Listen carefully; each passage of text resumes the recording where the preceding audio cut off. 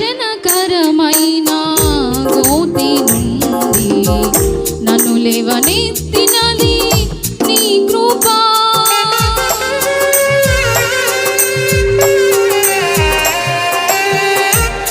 నాశనకరమైన గోతి నుండి నన్ను లేవనెత్తినది నీ కృప.